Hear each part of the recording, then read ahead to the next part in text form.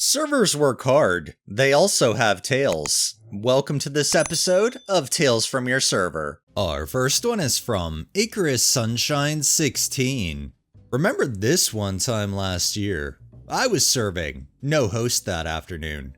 It was dead at the moment, so I ordered food and sat at the booth next to the host stand to eat.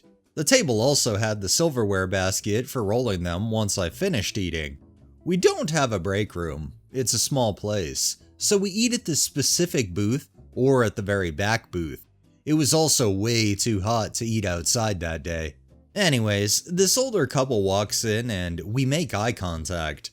They must have been there a minute and I hadn't noticed right away, but they were staring at me while I was shoving food in my face, which is how they chose to get my attention instead of saying something. I got up and wiped my hands and face, asked them what I could do for them. They said they'd like a table for two. Yeah, of course. I tell them I'll sit them. I go and grab the menus and setups from behind the host stand. They're already walking to sit themselves instead of waiting for me, which is the usual. They stop in front of the front booth. I think that maybe they actually decided to wait for me. Then the wife picks up my plate and is staring at me. She asks, but it's less a question and more a demand. Can you clean up this table? We want to sit here. Again, they watched me sitting there eating, so they knew that was my food. The table also still had the silverware basket and napkins, plus napkin bands on it. The dining room is also completely empty. They could have literally had any other table. I just looked at her for a long minute, hoping she was just joking. But she was serious. I said, "No, I will not. I'm sitting there. That's my food. Now please put my food down. Do not touch it." Needless to say, she got pissy about it and nearly slammed the plate back on the table. All huffy, she sat at the next booth over and stared at me angrily the rest of the time they were there, and while I served them. Ah yes, the person like this Karen is the kind of Karen that is just an absolute nightmare to deal with, especially considering the fact that we all know they saw the OP sitting there and they still felt the need to demand that table anyway. Such a Karen action. This next one is by OK Confidence 8279. Today my coworker had a dine and dash on a $200 table. We were just coming off of a super busy dinner service when he noticed that one of his tables was nowhere to be found. He was very panicked, so I helped him go through his receipts to see if maybe he had cashed them out and just forgot, or if they actually left. There was no cash on the table, no billfold, and no receipts that matched what their total bill was. Since I had just been cut and had no open tables, I decided to check other restaurants and bars on our street, and actually found them at a bar not far away. I had a chat with the bar manager and showed him proof that we had no payment from them, so he confronted them while I waited outside with their security. They came out and tried to argue that their bill was paid, but I showed them all the same information I showed the bar manager.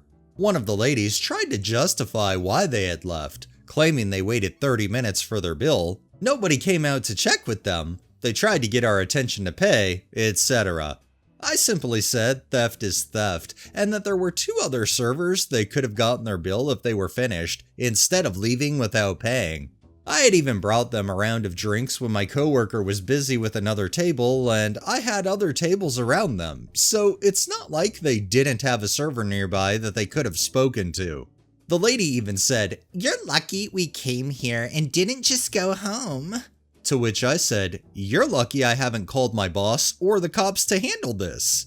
It's important to note, this table had made a reservation, so we had their information in our books, and could have easily tracked them down with police assistance. Thankfully, I was able to get what was owed and bring it back to my coworker after 10 minutes of back and forth between me, the group, and the bar staff and security. They were promptly kicked out and banned from both the bar and our restaurant. I've had dine and dashes before, but never anything over $100, let alone $200. I'm happy I was able to get the money for my coworker, and also grateful that this group was stupid enough to walk to another bar down the street. I know situations where dine and dashes actually get caught are pretty rare, so I feel like the universe was on our side with this one. I would ask, how stupid do you have to be to literally dine and dash from one place and then just go right down the street to another, but in reality, people like this usually aren't the most intelligent. On top of the fact that they probably had it in their head that nobody's gonna go looking for them. Oh, how that backfired. And our final one is from T-Doki. So I work at a European pub, which already draws a certain type of crowd. Had this table for brunch yesterday, husband and wife. We got to talking about the Gold Cup.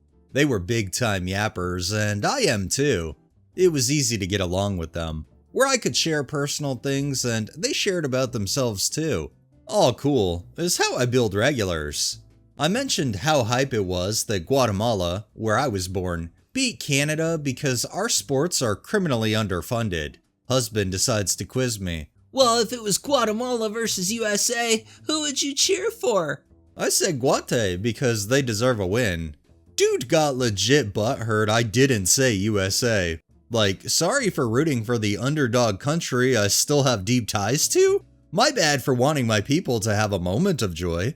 Throughout their time there, they made such nasty comments. Like, his wife mentioned how she was glad she didn't have girls because they would have been strippers or have done corn. What left me baffled was that the husband said I was too tall to be Guatemalan. Mind you, I am 5'3". All Guatemalans are supposed to be fun-sized, I guess? Just a caricature of the indigenous person. It gets better. Later, I mentioned my boyfriend. He's Swedish, and showed them a picture. Guy literally says, "Oh, I bet you hope your kids get his genes." Yeah, because clearly I'm just using him for the melanin dilution. His wife was gorgeous but still complicit, sitting there giggling through it all, literally entertaining so much ignorance. I smiled, I laughed, I went along with it, thinking maybe I would get a decent tip for the emotional labor of being their exotic exhibit. Didn't happen. They even asked if I could serve them again next week. Went in the back after and absolutely crashed out to the other servers. Because I'm so damn tired of my whole existence being about me being the stereotype of my country. I'm a fellow American who likes the same greasy bar food they do. I'm still so emotionally exhausted. I have faced subtle racism here and there. It sucks, but I guess I was friendly enough to these folks that they just felt comfortable enough to show the pieces of shit they are. I definitely feel bad for the OP and other people that are in OP shoes that literally have to take this kind of abuse from people, but take it with a fucking smile. I definitely feel like a lot of servers have to just have nerves of steel. Alright, that's enough tales for the day. Well, that wraps up this episode of Tales from Your Server. If you liked the video, please drop a like, share my content on all of your social media, subscribe if you haven't already, and make sure to hit that bell so you're notified every time I upload, and drop a comment down below. It really helps with the algorithm and helps new people find my channel. Thanks for watching, thanks to my patrons and super thanks contributors. Have a great day and stay safe out there.